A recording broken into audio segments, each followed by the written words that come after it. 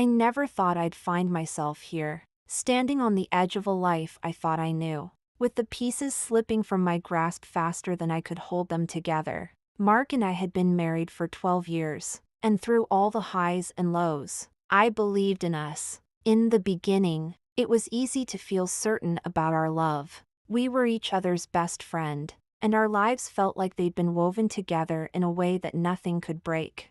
Our moments together were thrilling, filled with a kind of excitement I hadn't felt in years. I felt young, alive, and every whisper, every glance, every touch was electric. The sneaking around felt like a game, but it also tore at me. I'd catch a glimpse of myself in the mirror afterward and feel a pang of shame, wondering who this woman was that would do something so reckless, so selfish. Every moment with Chris was shadowed by the knowledge that what we were doing was wrong, that I was risking everything, my marriage, my life, even my integrity, for a few stolen moments of passion.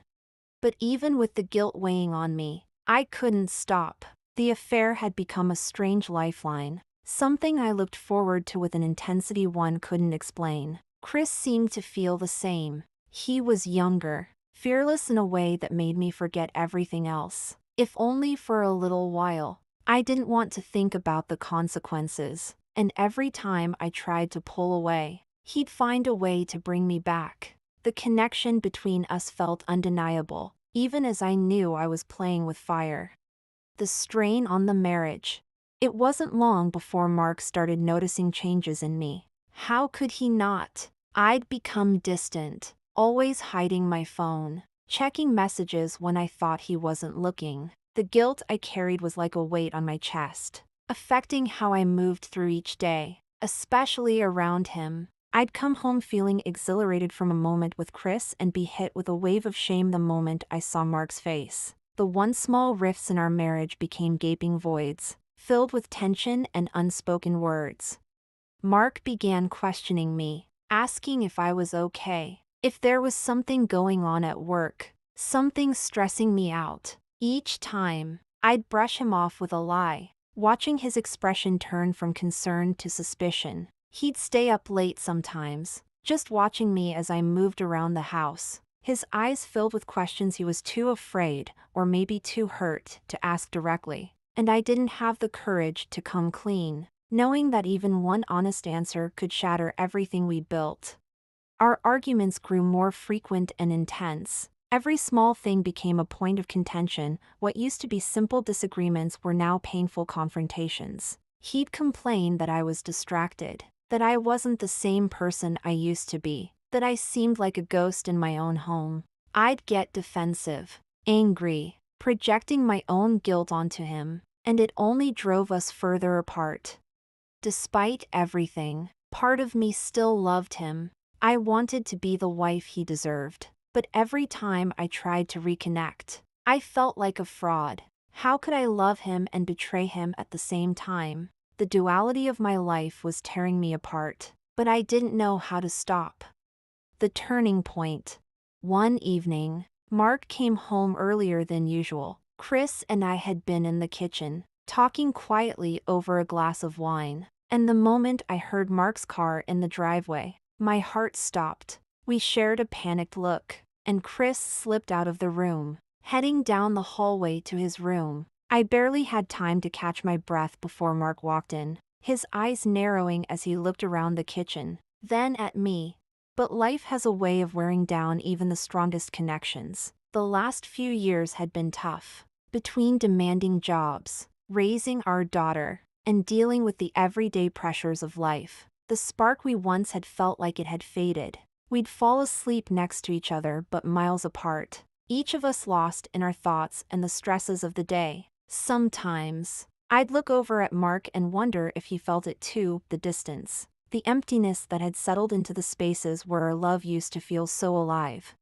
And then, Chris came to stay with us. Chris, Mark's nephew, had just finished college and needed a place to stay while he got on his feet. He was family, and Mark didn't hesitate to invite him to stay in our guest room. I was supportive, happy to help him out. Chris was young, charismatic, and had a way of filling a room with energy. He brought a lightness into the house, laughter, and warmth that I hadn't realized I was missing so much.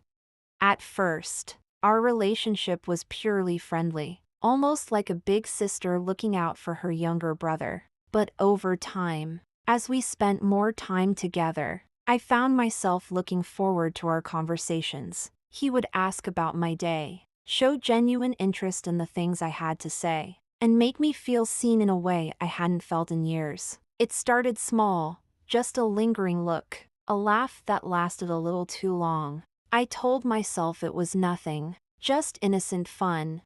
But the more time I spent with him, the more I realized that it was filling a void I hadn't even acknowledged was there. Mark was often too tired or preoccupied, and I was lonely in a way I couldn't admit, even to myself. Chris was different. He had an easy charm and a way of making me feel like the most important person in the room. Then one night, as Mark was working late, Chris and I were sitting in the kitchen talking over a bottle of wine. I don't know if it was the wine or the way he looked at me, but something shifted. The air between us grew tense, charged with an unspoken attraction. I could feel my heart pounding as he reached across the table, his hand brushing against mine. I knew it was wrong, that this was a line I couldn't cross. But at that moment, the weight of my loneliness outweighed my sense of reason. That night ended with a lingering hug, one that lasted too long and left me feeling dizzy with guilt and desire. I told myself it was a mistake, that I wouldn't let it happen again, but once that line was crossed, there was no going back. The first time I crossed that line, I told myself it was the last. It was supposed to be a mistake I'd bury and never let surface again, a fleeting moment of weakness. But it wasn't. Once that door opened, it was like a floodgate I couldn't close. Chris and I became experts in secrecy. We knew every quiet place, every hidden corner in the house, and we navigated around Mark's schedule like it was a silent map we'd both memorized.